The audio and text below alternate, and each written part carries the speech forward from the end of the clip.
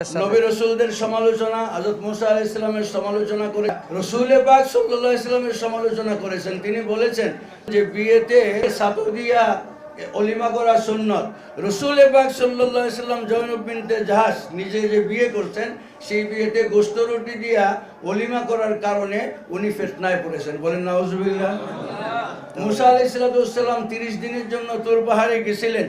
40 দিন যে অপেক্ষা করেছেন, এই 10 দিন অতিরিক্ত অপেক্ষার কারণে, অথচ অপেক্ষা করতে আল্লাহ পাক বলেছেন, এই অপেক্ষার কারণে উম্মতের 5 লক্ষ কত হাজার মানুষ, 88,000 মানুষ মুরতাদ হয়ে গেছে। বলেন নাউজুবিল্লাহ।